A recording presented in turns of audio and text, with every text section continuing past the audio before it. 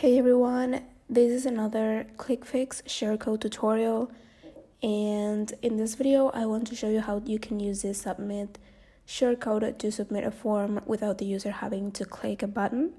So the example that I'm going to show you is a countdown example, so you can use this on your expiring offers or funnels that have a limited time, or like a flash offer where the user has to make the purchase in less than X amount of minutes. So before you use any of our shortcodes, you need to make sure that you have everything set up so everything works smoothly. So I'm here in the ClickFix website, app.clickfix.io, and once you log in into your account, you are going to go to Start Here.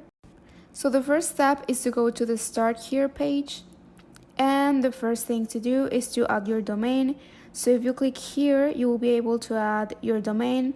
Remember that if you have a free ClickFix account, you can only add one domain. So once you have that set up, you can go back to the Start Here page. And the next step is to install the Chrome plugin. So if you click here, it will take you to the Chrome store, where you can download the plugin and it will be added to your Chrome browser.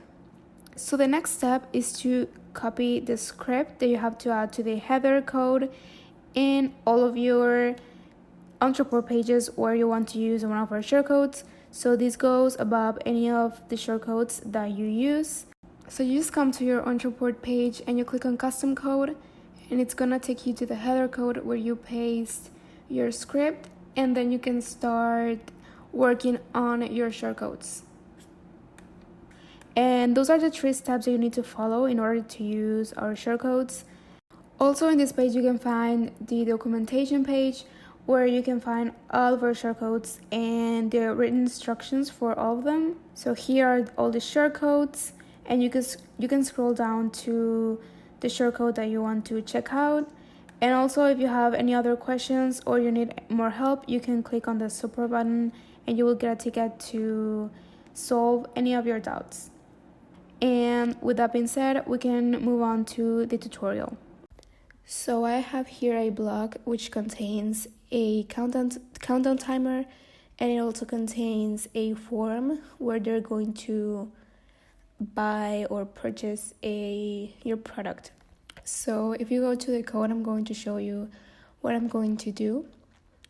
So here I'm setting up the timer to 1 minute, and after that minute ends, it's going to submit the form in this block, which is the block that I show you. And it also is going to fill the field email with the field that is in the URL. So I'm just showing you this part in case you have a two-step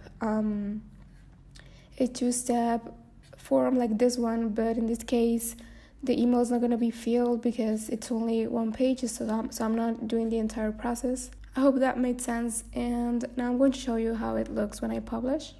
So here I have the countdown timer, and here is the form. So it's counting down from 1 minute, and I'm going to fill this form real quick. So I filled the form, and now we're just going to wait until the timer ends so that the form is submitted.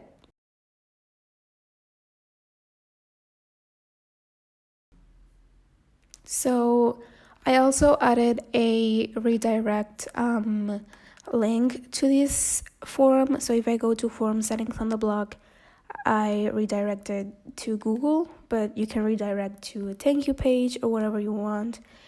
And now I'm going to go to contacts to show you that the contact info was saved. So here is the contact info from the test that I made. So as you can see, it has the email and everything was saved accordingly. And as I said, this is just one example of how you can use this type of shortcode, but you don't have to use it with a timer. You can create an anchor to to be able to submit the form. So for example, if a user clicks on a bump and the form is submitted. So I hope that this is useful, and I'll see you in the next video. Bye.